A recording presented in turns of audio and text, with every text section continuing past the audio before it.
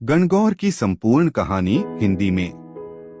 गणगौर राजस्थान का बहुत प्रसिद्ध त्योहार है। यह त्योहार भगवान शिव गण और माता पार्वती गौर को समर्पित है।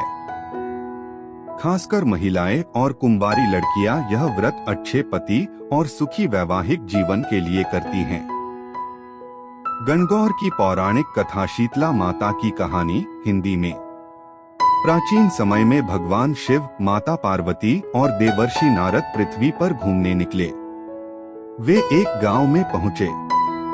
जब गांव की महिलाओं को पता चला कि भगवान शिव और माता पार्वती आए हैं, तो वे बहुत खुश हुई।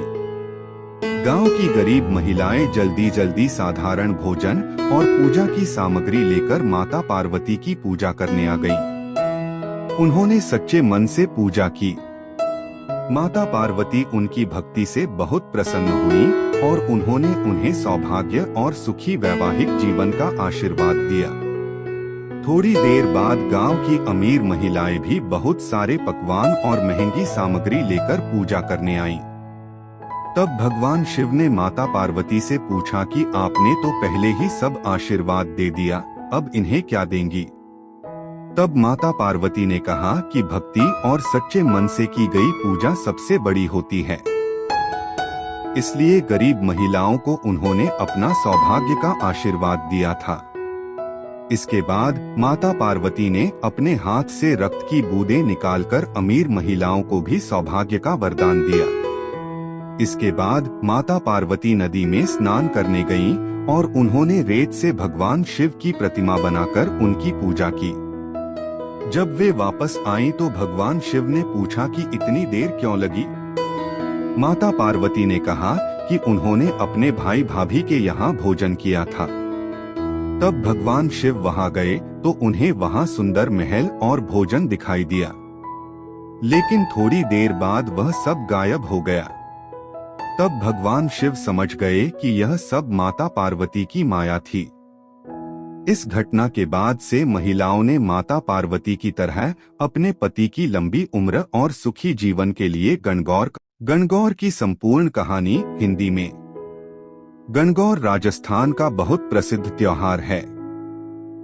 यह त्योहार भगवान शिव गण और माता पार्वती गौर को समर्पित है।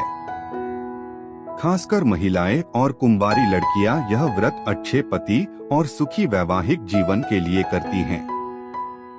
गणगौर की पौराणिक कथा शीतला माता की कहानी हिंदी में। प्राचीन समय में भगवान शिव, माता पार्वती और देवर्षि नारद पृथ्वी पर घूमने निकले। वे एक गांव में पहुंचे। जब गांव की महिलाओं को पता चला कि भगवान शिव और माता पार्वती आए हैं, तो वे बहुत खुश हुई। गांव की गरीब महिलाएं जल्दी जल्दी साधारण भोजन और पूजा की सामग्री लेकर माता पार्वती की पूजा करने आ गईं। उन्होंने सच्चे मन से पूजा की। माता पार्वती उनकी भक्ति से बहुत प्रसन्न हुई और उन्होंने उन्हें सौभाग्य और सुखी वैवाहिक जीवन का आशीर्वाद दिया। थोड़ी देर बाद गांव की अमीर महिलाएं भी बहुत सारे पकवान और महंगी सामग्री लेकर पूजा करने आईं।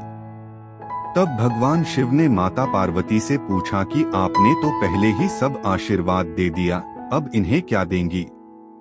तब माता पार्वती ने कहा कि भक्ति और सच्चे मन से की गई पूजा सबसे बड़ी होती है।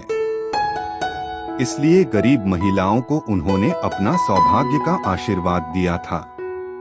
इसके बाद माता पार्वती ने अपने हाथ से रक्त की बूंदें निकालकर अमीर महिलाओं को भी सौभाग्य का वरदान दिया। इसके बाद माता पार्वती नदी में स्नान करने गईं और उन्होंने रेत से भगवान शिव की प्रतिमा बनाकर उनकी पूजा की। जब वे वापस आईं तो भगवान शिव ने पूछा कि इतनी देर क्यों लगी? माता पार्वती ने कहा कि उन्होंने अपने भाई भाभी के यहाँ भोजन किया था। तब भगवान शिव वहाँ गए तो उन्हें वहाँ सुंदर महल और भोजन दिखाई दिया, लेकिन थोड़ी देर बाद वह सब गायब हो गया। तब भगवान शिव समझ गए कि यह सब माता पार्वती की माया थी। इस घटना के बाद से महिलाओं ने माता पार्वती की तरह अपने पति की लंबी उम्र और सुखी जीवन के लिए गणगौर